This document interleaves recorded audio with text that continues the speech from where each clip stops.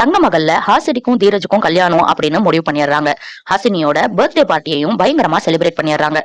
ஆனா இந்த கல்யாணத்துல ஹாசினியோட அம்மாக்கு சுத்தமா விருப்பமே இல்ல. அவங்க ஒரு லாயரா இருக்காங்க. ஒரு ஜோசியரை ஆபீஸ்க்கு கூப்பிட்டு என் பொண்ணோட வாழ்க்கை எப்படி இருக்கும்னு கேக்குறாங்க. இவ்வளவு நாள் உங்க பொண்ணு கஷ்டமே பட்டிருக்க மாட்டா, ஆனா கல்யாண வாழ்க்கையில ரொம்ப பெரிய கஷ்டத்தை சந்திக்க போறா அப்படின்னு அவர் சொல்லிடுறாரு. இங்க ராமசாமி மீனாட்சிக்கு கல்யாணம் ஆகலையே அப்படின்னு ரொம்பவே ஃபீல் பண்றாரு. முத்துப்பாண்டிகிட்டையும் நீ கல்யாணம் பண்ணிக்க மாட்டேங்கிற அப்படின்னு கேக்குறாரு. ஆமா, நான் மீனாட்சியை அப்படி பார்த்ததே கிடையாது அப்படின்னு முத்துப்பாண்டியும் சொல்லிடுறாரு. ஆனா மீனாட்சி முத்துப்பாண்டிய ரொம்பவே உருகி உருகி லவ் பண்றாங்க. அவருக்கு என்னென்ன வேணுமோ சுடுதண்ணி வைக்கிறதுல இருந்து காபி போட்டு கொடுக்கறதுல இருந்து பார்த்து பார்த்து செய்யறாங்க. முத்துப்பாண்டி மீனாட்சிக்கு கண்டிப்பா நல்ல வர அமையும் அப்படின்னு ராமசாமிக்கு ஆறுதல் சொல்லிட்டு குடும்பமா எல்லாரும் ஒன்னா சேர்ந்து கபடி விளையாடுறாங்க. கபடியிலையும் மீனாட்சி முத்துப்பாண்டி ஜெயிக்கணும்னு விட்டு கொடுத்து ஆடுறாங்க. ராமசாமியும் அவங்களோட 3 பொண்ணுங்களும் கூடவே சேர்ந்து தன்னோட தம்பியும் சேர்ந்து விளையாடுறத பார்த்துட்டு ரொம்பவே கடுப்பாகுறாங்க இவங்க சித்தி. இவங்கெல்லாம் மட்டும் சந்தோஷமா இருக்காங்க, நம்ம பையன் ஒன்னும் தெரியாத தத்தியா இருக்கானே அப்படின்னு ரொம்பவே ஃபீலும் பண்றாங்க.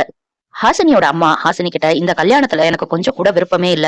உங்க அப்பா தன்னோட அரசியல் வாழ்க்கையை நினைச்சு இப்படி ஒரு கல்யாணத்தை முடிவு பண்ணிருக்காரு. நீ பத்திரமா இருக்கணும் அப்படின்னு சொல்றாங்க.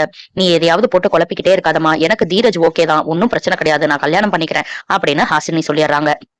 அடுத்தடுத்து என்ன நடக்க போகுது அப்படிங்கறத நம்ம பொறுத்திருந்து பார்க்கலாம்.